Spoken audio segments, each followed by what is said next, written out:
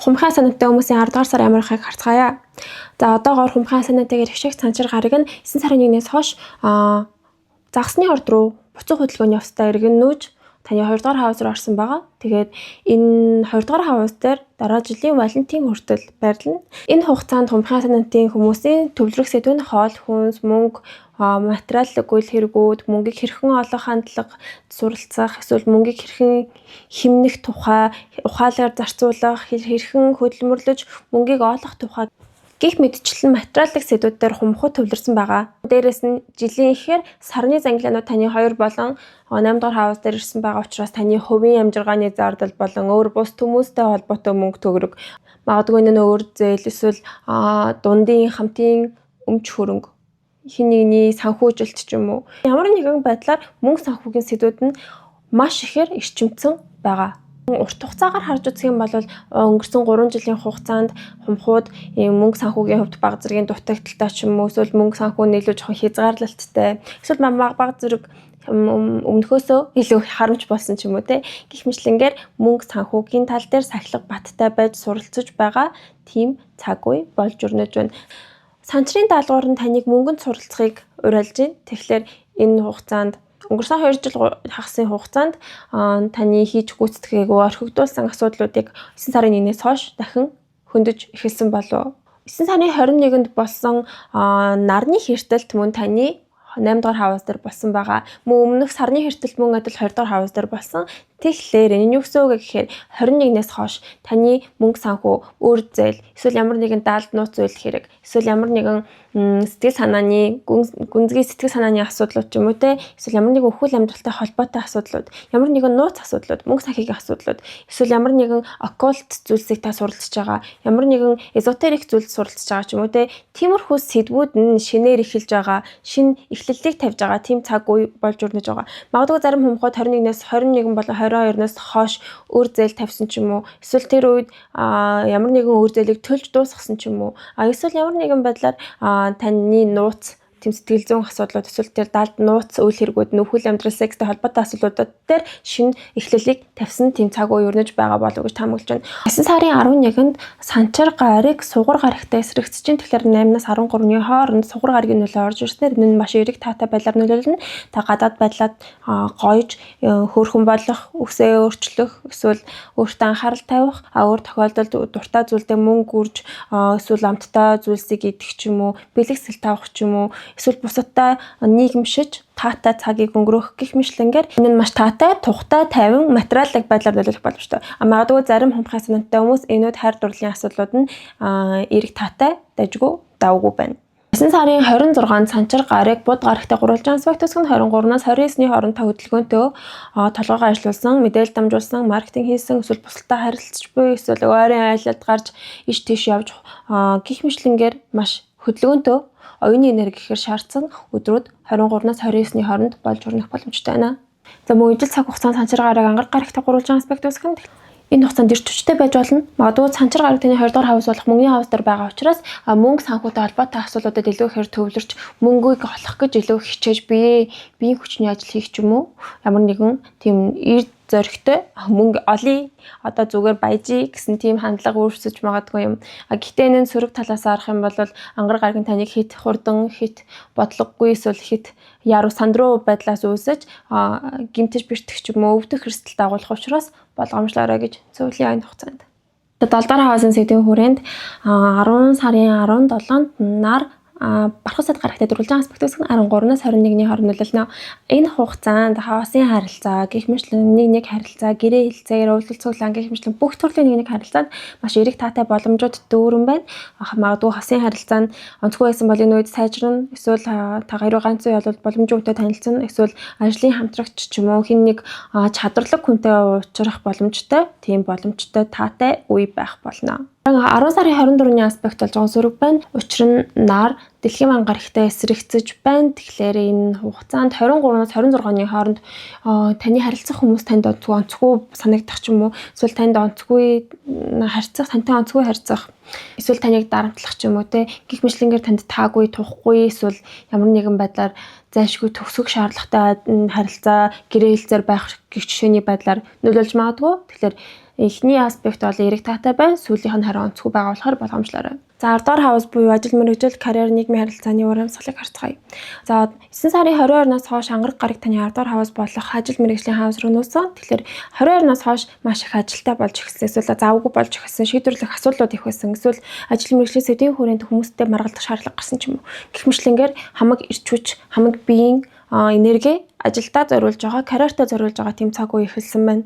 За 10 сарын 7-нд бууд гарыг мөн адил таны 10 дугаар хавс руу нүүж ин. Тэгэхээр 10 дугаар хавсын сэдвэн дахиад маш их завгүй болж байна. Хөдөлгөөнтэй мэдээлэлтэй харьцах шаардлага гарч байгаа ч юм уу те. 10 сарын 7-нд бууд гарыг дэлхийн ван гарагтай дөрвөлжингаас бүтээгдэхүүн 7-наас 8-ны хооронд бага зэргийн эрчимтэй, бага зэргийн хурцдмал уур амьсгал бүрдэж байгаа ажил мэргэжлийн сэдвийн хүрээнд энэ хугацаанд таны ажлын газар системийн өөрчлөлт гарах ч юм уу, эсвэл таны дээд албач ч юм уу, хин нэгэн таны дарамтлах ч юм уу те, эсвэл ямар нэгэн байдлаар дагаж мөр төөрс өөр сонголтгүй тийм нөхцөл байдалд орох, шахалтанд орох ч юм уу, эсвэл ажлын ачаал ихтэй байгаа болохоор түүнээсээ болж жоохон өөрөө хэцүү санагдах ч юм уу те, тийм байж болно. Зарим тохиолдолд магадгүй зарим хүмхүүд бол энэ үед ажлаасаа гарч ч юм уу, ажлаасаа хийж байгаа прожектыг нэг бүсэн дуусгах ч юм уу, тийм үе байж болно. За 10 сарын 20-нд ангараг гарыг бууд гарагтай уулзсан 14-өөс 28-ны хооронд маш бас л завгүй байна. Ажил мэргэжлийн хувьд хүмүүстэй харилцах, мэдээлэлтэй харилцах, сургалт зохион байгуулах, сургалтанд оролцох, эсвэл ийш тийшээ явах, хөдөлгөөнтэй байх гэх мэтлэнгээр маш их оюуны энерги шаардсан. Хөдөлгөөнтэй уур амьсгал өрчимж чинь 14-өөс 28-ны хооронд магадгүй зарим хүмүүс нь ажлын газар нүүх ч юм уу, эсвэл ажлаа солих ч юм уу, ажлаасаа гарах гэх мэтлэнгээр нөлөөлж болно. Залгуулаад 10 сарын 24-нд наар дэлхийн ван гарагтай дөрвөлжингаас бүтээгдэж байна. Мөн адил 27-наас 8-ны хооронд хэцүү байна гэж хэлсэн шүү дээ. Тэрнтэй адилхан 23-аас 26-ны хооронд бас бага зэргийн хэцүү уур амьсгалтай байна. Ажлын газар чинь шинэ өөрчлөлт гарах, эсвэл системийн өөрчлөлт гарах, дагаж мөрдөх шаардлагатай нөхцөл байдал үүсэх, дарамт шахалтанд орох, ядрах, ачаалттай байх гэх мэтлэнгээр нөлөөлж болно.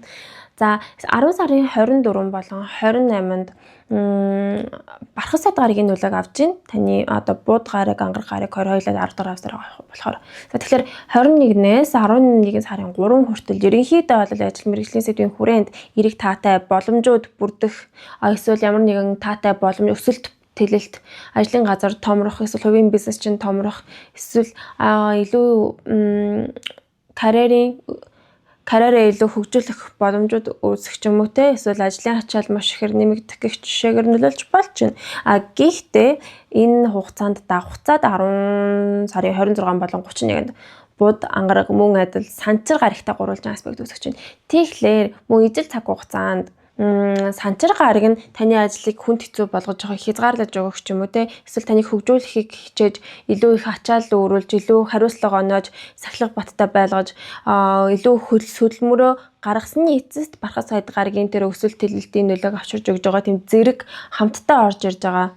Эерэг болон сайн нөлөөнүүд хамтдаа орж ирж байгаа учраас энэ үед сайн хөдөлмөрлөөд ажлаа сайн хийгээд эерэг таатай үр дүнд хүрээрэй гэж зөвлөж байна. Тэгээ ерөнхийдөө 10 дугаар сарын хугацаанд таны ажил мэргэжлийн сэдвүүд нь бүгдээрээ маш олон төрлийн үйл хэрэгүүдтэй байх шүүгэн ер нь их завгүй харагдаж байна. Магадгүй энэ Плуто, бархас сад, санчир гарагийн янз янзын холимог энергиуд нь бүгдээрээ таныг ямар нэгэн ажлыг дуусгаад өөр ажил чинээр сонгон шалгарч орох ч юм уу, эсвэл өөрийнхөө чадварыг батлан харуулах гэх мэтлэгээр нийгэмд эзлэх байр суурьд чинь эерэг таатайгаар нөлөөлөх боломжтой. Гэхдээ зүгээр сууж байгаа танд энэ бүхэн ололт амжилт ирэхгүй маш их зүйлсийг даван туулж хөдөлмөрлөх шаардлагатай. Тэгжээж та энэ бүхнийг хүртэнэ гэж ойлгоорой.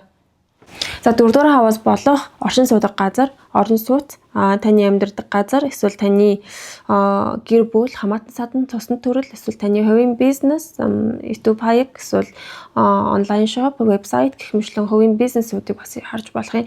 10 сарын 4-нд өмнөд Англиатай сугар гараг болж байна. Тэгэхээр 1-ээс 17-ны хооронд бол гэр бүл оршин суудаг газрын сэдвийн хүрээнд ямар нэгэн зүйлсийг дуусгаж тавьж явуулах шаардлага гарна. Энэ хугацаанд сөрөг тохиолдолд бол томоор харах юм бол гэрээсээ явах ч юм уу те, эсвэл гэр бүлийн гишүүнчин гэрээсээ яваад гэрт чинь ямар нэгэн зүйлийг ингээд нэг хаагдчих ингэж ойлгоорой. Зүгээр хөнгөнөр харах юм бол энэ үед гэртээ эд зүйлсээ цэгцлээд хуучин зүйлсээ хаяад нэг зүйлсийг ингээд дуусгаад цэгцлээд их цэвэрлэгээ ихэд тохиромжтой тийм нэрэг бүрдэж байгаа шүү. За 10 сарын 8-нд сугар гараг бархасад гарагтай уулзж чинь тэгснэ. Энэ болохоор 5-аас 11-ний хооронд нь энэ хугацаанд бол гэр бүл ашиг суудаг газар талбайтай эрэг таатай өрсөлд тэлэлтүүд боломжууд гарч ирэх боломжтой. Энэ үед магадгүй оршин суудаг газараа томруулах ч юм уу, эсвэл гэр бүлийн хүрээнд ам бүл нэмэх ч юм уу, тэ хамаатанд чинь эсвэл гэр бүлд чинь эсвэл гэртээ хүмүүстэй бусадтай ингээд эрэг таатай цагийг гоё зугаатай өнгөрүүлж байгаа тэмдэгдэлтүүл хэрэгтэй байгаа тийм цаг үе болох боломжтой байна. 10 сарын 11-нд сугар гараг санчир гарагийн нөлөөг авч байна. Тэгэхээр 8-аас 13-ны хооронд гэр бүлийн сэдвийн хүрээнд хариуцлага үүрсэн эсвэл ямар нэгэн байдлаар гэр бүлийн гишүүн чи өвдөж ч юм уу эсвэл таны тусламж хэрэгтэй танд хариуцлага оногдож байгаа. Та өрхийн тэргуун мэд тийм хариуцлага дуран дээр үүрэх тийм үе байж болох юм. Ерөнхийдөө 4-р хавсын сэдвийн хүрээнд бол эрэг таатаач зүйлэн сөрөг зүйлч бас байгаа юм шиг харагдаж байна. Санчир гарагийн 10 сарын 11-ний санчир гарагийн нөлөө нь өөр тохиолдолд гэр бүлийн гишүүдтэйгээ харилцаа жоохон онцгүй, тухгүй, эсвэл холдон хөндөр их гэх мэтлэнгээр бас нөлөөлж магадгүй. Харилцаа жоохон хүйтэн, хүндий, cold. 10 сарын 14-нд харин сугар гараг Нептунтэй буюу 70,000 гарагтай эсрэгцэн. Тэгэхээр 14-аас 15-ны хооронд гэр бүл оршин суудаг газрын сэдвийн хүрээнд усаалдах ч юм уу, эсвэл гэр бүлийн гишүүн өвдөд эм тан хэрэглэх ч юм уу, эсвэл гэртээ архиуж мансуурах бодис хэрэглэх ч юм уу. Эсвэл ямар нэгэн байдлаар сонин жигтэй үйл хэрэгүүд гэрт чинь тохиож магадгүй юм аа. Хэрвээ ямар нэгэн чухал гэрээ хилцээр одоо жишээлбэл үйл хөдлөлттэй холбоотой гэрээ хилцээр ч юм уу те хийх гэж байгаа бол 14-өөс 15-ны өдрүүд нь тохиромжгүй байна. Тэгэхээр мөн энэ 14-өөс 15-ны хооронд гэр бүл эсвэл оршин суудаг газарт чинь юм эвдрэх ч юм уу те гэх мэтлэнгээр нөлөөлж байна. За тэгэхээр 20-р хавсан сэдвүүдийг харцгаая даа. 2-р хавсан сэдвийг харцгаая. Мөнгө санхүү, хувийн амжиргааны зардал, материалын үйл хэрэг гэх мэтлэн. За 10 сарын 2-нд бархасад гараг бууд гарагтай дөрвөлжин аспект усган 9 сарын 29-наас 10 сарын 4 хүртэл мөнгөний урсгал эрчимжиж худалдаа намаа хийх, мөнгийг нас цааш хөдөлгөөнтэй болгох тийм үе байна. За 10 сарын 8 болон 11-нд бархасад гараг, санчир гараг 2 сугар гарагийн нөлөөг авч ин. Тэгэхээр 5-наас 13-ны хооронд бол эрэг таатай мөнгө олох боломжууд нэгдэх, эсвэл орлого орж ирэх, бэлгэсэлт авах, эсвэл цагийг зугаатай, таатай, тухтай, дуртай зүйлдээ мөнгө зориулж өнгөрөх гэх мэтлэнгээр мөнгө санхүүгийн хувьд эрэг таатай үе бол 5-наас 13-ны хооронд юм байна. Тэгэхээр энэ хугацаанд мөнгө олох, орлого орж ирэх боломжтой учраас энэ боломжийг ашиглаад мөнгө олохыг хичээгээрэй. 10 сарын 17-нд бархасад гараг нартаа дөрвөлжин аспект өсгөн тэгэхээр 14-наас 21-ний хооронд бол мөнгө шатах, их хэмжээний мөнгө үрэх, үнэтэй зүйл худалдаж авах гэх мэтчлэнгээр нэлээд зарлагтай үе байх учраас энэ үед болгоомжтой мөнгөнд хандаарай. Тооцоололтой мөнгөнд хандаарай гэж зөвлөе. За залгуулад 10 сарын 24-нд бархасад гараг бууд гарагтай 3 аспект өсгөн 21-ээс 28-ны хооронд бас л мөнгөний урсгал эрчимжиж наас цааш эргэлдэх орлого зарлагтай тийм үе байна. Мөн адил бууд гарагийн нөлөө нь 23-аас 29-ний хооронд мөнгө хөдөлгөөнтэй орлого зарлагтай. Хадгалан гэхээс илүү мөнгөний урсгал илүү тогтворгүй байх боломжтой харагдаж бууд гарагийн нөлөөнөөс үүдэж. За 10 сарын 28-нд бархасад гараг ангараг гарагтай 3 аспект өсгөж чинь 30-нд ангараг гарагтай бас санчир гараг 3 аспект өсгөж байна. Тэгэхээр сүүлийн 22-ноос 11 сарын 4 хүртэл гинтийн таамаглаагүй зарлагууд ихээр гарах боломжтой харагдаж байна. Таны 8 дахь хаус дээр хэртэл тулсан шүү дээ. Тэгэхээр цаашдын 6 сарын хугацаанд 8 дахь хаусын сэдвүүд нь ихээр эрчимцэж байгаа таны төвлөрөх сэдв болж өрнөж байгаа. 8 дахь хаус нь үр зээл, хамтын өмч хөрөнгө, эсвэл татвар гих мэдчлэн бүх төрлийн мөнгө санхүүгийн асуудлуудыг хариуцдаг учраас цаашдын 6 сар ерөнхийдөө бол мөнгөнд ихээр төвлөрөх бололтой. Зарим нэг үр зээлээ төлөх тийм шаардлагатай цаг үеэс өрнөх бололтой. Нилээн цаашдаа байж байгаа юу лээ.